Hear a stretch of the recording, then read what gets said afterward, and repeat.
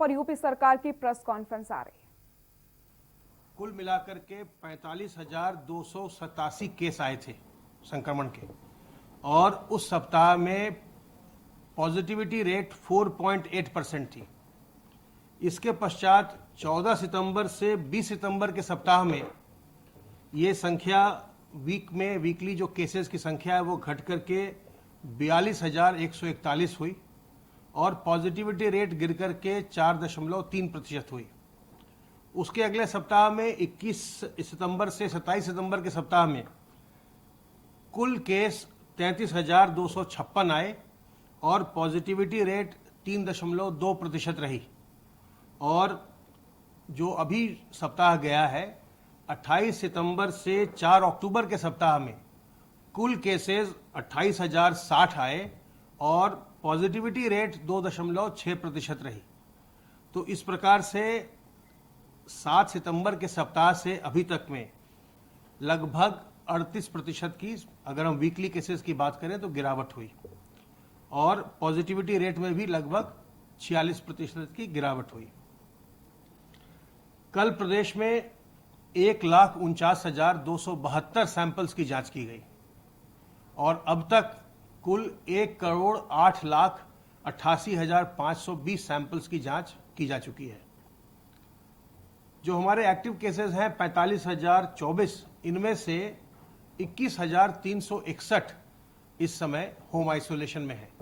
अब तक home isolation में 2,27,616 लोग जा चुके हैं, उन्होंने इस विकल्प को चुना है, और उनमें से 2,06,255 अपने होम आइसोलेशन की अवधि पूरी कर चुके हैं और वो उपचारित हो चुके हैं। निजी चिकित्सालयों में भुगतान के आधार पर कुल 3,525 लोग अभी अपना इलाज करवा रहे हैं। सर्वेलेंस की कार्रवाई निरंतर चल रही है और अब माननीय मुख्यमंत्री जी का ये निर्देश हुआ है कि जिन जनपदों में ज़्यादा केसेस आ रहे हैं वहाँ पर ज्योग्राफिकल मैपिंग की जाए और जहाँ पर क्लस्टर्स बन रहे हों बड़े, वहाँ पर कंटेनमेंट जोन का इलाका सावधानीपूर्वक तय करते हुए केसेस को, संक्रमण को नियंत्रित करने की सारी कार्रवाई की जाए। तो सर्वेलेंस की गतिविधि के अंतर्गत अब तक 1,31,336 इलाकों में 4,01,757 टीम दिवस के माध्यम से 2,61,44,284 घरों का सर्विलांस किया गया है और इनमें 12,94,35,870 लोग रहते हैं।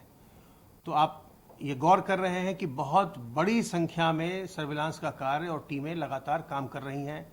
कॉन्टैक्ट ट्रेसिंग का जो भी पॉजिटिव केस आता है उसके जितने भी संपर्क में लोग आए हैं, चाहे उनके घर के लोग हों या आसपास के लोग हों, उन सब की ट्रेसिंग की जाती है और उनमें लक्षण के आधार पर तत्काल जांच की जाती है। जो लक्षणात्मक नहीं होते हैं उनकी जांच कुछ समय के पश्चात की जाती है, और जो लोग भी उनके संपर्क में आते हैं, जैसे घर के लोग हैं, उन सबों को जो प्रोफाइलैक्टिक डोज है हाइड्रोक्सीक्लोरोक्विन की या आइवरमेक्टिन की, वो भी चिकित्सा विभाग के द्वारा उन्हें उपलब्ध कराया जाता है ताकि लोगों में संक्रमण न बढ़े।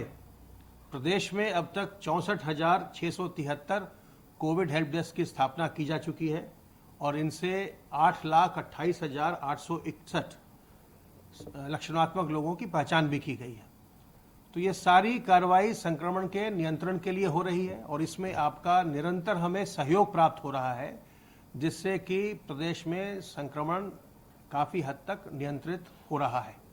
लेकिन अगर जरा सा भी लापरवाही होगी इस स्टेज पर तो पुनः संक्रमण बढ़ने की संभावना रहती है। तो इसलिए हमें बहुत सावधान रहना है ताकि कोई सेकेंड वेव इस प्रदेश में ना आने पाए। और सावधानी बरतने के जो तरीके हैं उनसे आप अच्छी तरह वाकिफ हैं, आप अच्छी तरह जानते हैं कि क्या आपको संक्रमण से बचने के लिए करना है। जब तक कोई वैक्सीन नहीं आती है और जब तक इस बीमारी की कोई एक निश्चित दवा नहीं निकल जाती है, कोई एक निश्चित उपचार नहीं निर्धारित हो जाता है, तब तक इस संक्रमण से हमें सावधानी बरत करके बचे रहना ही सबसे अच्छा तरीका है। और इसके लिए अपने हाथ को साबुन पानी से बार बार धोते रहिए, साफ करते रहिए। अपने मुंह और नाक को ढक कर रखिए, मास्क से, रुमाल से, गमछे से, दुपट्टे से। और अगर आप ऐसा नहीं करते हैं तो आप पर हर बार 500 रुपये का जुर्माना भी हो सकता है। ये जो एपिडेमिक्स एक्ट है उसके अंतर्गत इसे दंडनीय अपराध बनाया गया। इसलिए आप अपने मुंह और नाक को ढककर रखें। ये आपके खुद की रक्षा के लिए है, खुद के फायदे के लिए है, आपके और आपके परिवार के। क्योंकि अगर आप अपने घर से बाहर निकलते हैं काम करने के लिए या बाजार जाने के लिए, अगर आप संक्रमित होंगे तो घर जाकर के अपने घर वालों को भी संक्रमित करेंगे। और जो आपके घर में बुजुर्ग होंगे, गर्भवती महिलाएं होंगी, बच्चे होंगे या पहले से जो बीमार व्यक्ति हैं, अगर वैसे लोग घर में हैं तो उनमें अगर संक्रमण जाएगा तो जटिलताएं होंगी। तो इसलिए सावधानी बरतिए, मास्क लगाइए, मुंह और नाक को ढकिए और लोगों से 2 गज की दूरी बनाइए। इन सावधानियों को साधारण सावधानियां हैं, इनको बरत करके आप संक्रमण से बचे रह सकते हैं। तो सावधान रहिए, सतर्क रहिए, संक्रमण से बचे रहिए, चिंता मुक्त रहिए और स्वस्थ रहिए, प्रसन्न रहिए। जैसा अपर मुख्य सचिव स्वास्थ्य ने बताया, प्रदेश में संक्रमण की जो संख्या है वो कम हो रही है। उसी के अनुसार हॉटस्पॉट भी कम हो रहे हैं। पिछले दिनों में लगभग 367 हॉटस्पॉट कम हुए हैं। कंटेनमेंट के क्षेत्रों में भी, जोन में भी गिरावट आ रही है। अब लगभग 15,668 कंटेनमेंट एरिया बचे हैं। प्रदेश में आर्थिक गतिविधियों को सामान्य करने का भी प्रयास लगातार चल रहा है। उस क्रम में लगभग 8 लाख से ज़्यादा इकाइयाँ कार्यशील हैं, जिनमें 51 लाख मजदूर काम कर रहे हैं। नई इकाइयों को और पुरानी इकाइयों को लगभग 8.5 लाख इकाइयों को 24,000 करोड़ के ऋण वितरण हो गए हैं। माननीय मुख्यमंत्री जी ने आज समीक्षा में ये भी निर्देश दिए हैं कि ये अभी किसानों का धान क्रय का कार्य प्रारंभ हो गया है और ये लगभग 400 मीट्रिक टन धान खरीदा भी जा चुका है।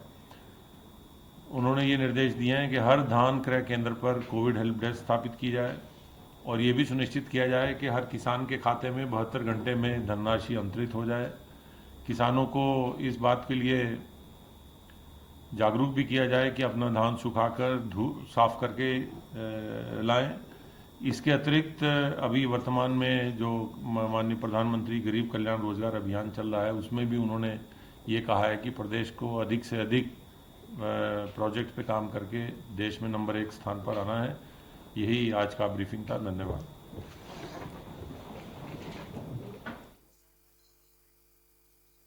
लखनऊ से आपको बड़ी खबर बता देते हैं। लखनऊ से इस वक्त की